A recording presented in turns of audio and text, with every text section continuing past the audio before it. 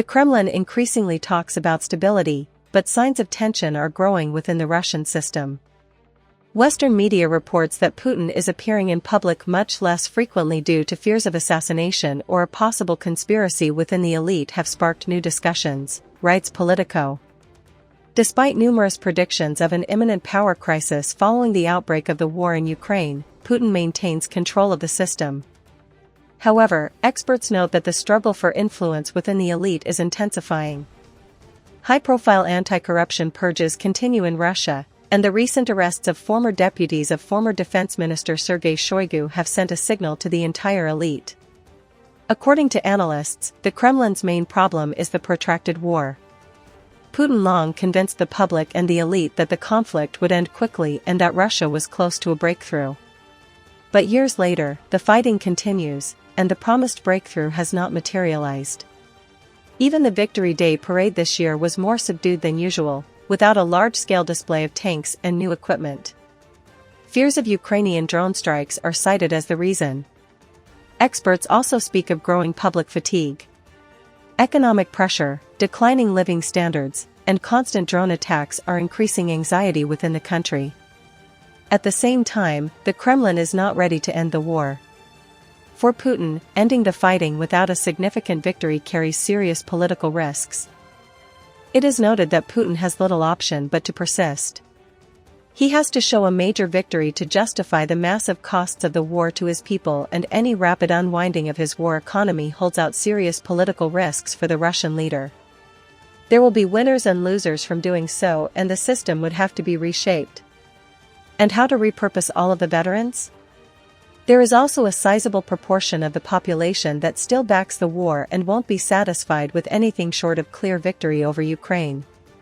For now, the Russian military machine is performing better than in the first year of the war. And the Kremlin isn't running out of resources to keep waging war. The Russian military machine, reassembled following the defeats of 2022, is functioning decently. The authorities are able to cover current losses in personnel and equipment, Dmitry Kuznets writes for Carnegie's Russia-Eurasia Center.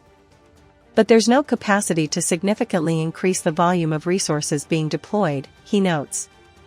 Even so, while the pace of territorial gains has slowed to half what Russian forces were achieving last year, they're still managing to accomplish significant military objectives, and the territory they've been ousted from by the Ukrainians is less strategically valuable. Meanwhile, Russia is still mounting horrendous and powerful drone and missile attacks on Ukraine. Last week, over several days, it launched more than 1,560 drones at more than 180 sites, including striking over 50 residential buildings. Addressing the air assault, Ukrainian President Volodymyr Zelensky remarked, "These are definitely not the actions of those who believe the war is coming to an end," referring to Putin's comments about the war heading to a close. Vladimir Putin fears an assassination attempt. Former Russian Defense Minister Sergei Shoigu is being linked to the risk of a coup attempt in the Kremlin, and conflict is escalating between the heads of various security agencies in Russia. This is according to an intelligence report from an unnamed European country, published on May 4 and shared by an official source with a pool of outlets. The Kremlin has significantly beefed up President Vladimir Putin's personal security, installing surveillance systems in the homes of his closest aides as part of new measures prompted by a wave of assassinations of high-ranking Russian military figures and fears of a coup, CNN reports. The report claims that the Kremlin has been concerned about the risk of a conspiracy since early March, and that Putin himself is particularly wary of the use of drones in a possible assassination attempt by members of the Russian political elite. Sergei Shoigu, the former Minister of Defense and close associate of Putin, is allegedly associated with the risk of a coup d'état, as he allegedly retains significant influence in the senior military command.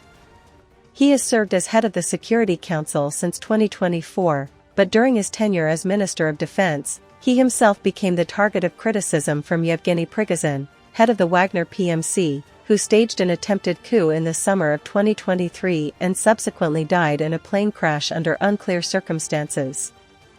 CNN notes that the report does not provide evidence to support the allegations regarding Shoigu, and that given that the report's publication may be aimed at destabilizing the Kremlin, it is noteworthy that European intelligence may simultaneously be effectively warning the Kremlin about a potential coup.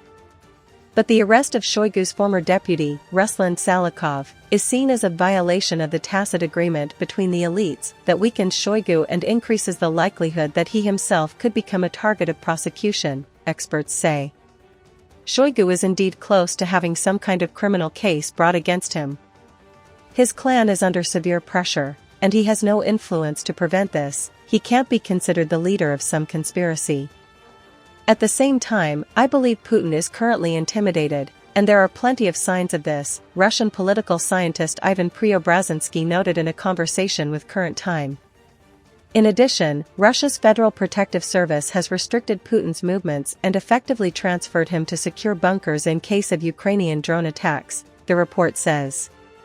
Drones still can't penetrate fortified shelters, so say hello to bunkers. Even permanent structures are prone to problems, says Alexei Alshansky, an analyst with the Farewell to Arms project.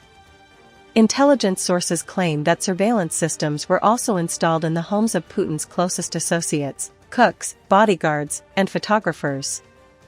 They were banned from using public transportation, the report states. According to the report, FSO officers are now conducting large-scale checks with K9 units and are stationed along the banks of the Moscow River, ready to respond to drone attacks.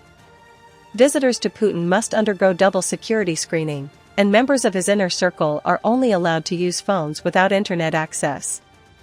What I found most interesting in this report was how Bortnikov, Zolotov, Gerasimov, and Putin himself were shifting responsibility for the failures in Ukraine. This suggests that the active phase of the war for the shaky chair has begun, when spiders in a jar are starting to devour each other, Roman Annan, founder of Important Stories, told Current Time. As a current FSB officer told the publication, it has become much more difficult for his unit to obtain permission to wiretap because all equipment has been reoriented toward wiretapping the government and other government agencies. Russian security forces have sharply reduced the number of places Putin regularly visits. The president and his family have stopped visiting their residences in the Moscow region and Valdai. Since the beginning of the year, Putin has not visited military facilities, despite making regular trips in 2025. To compensate, the Kremlin is releasing pre-recorded videos of him, as Sistema has reported on numerous occasions.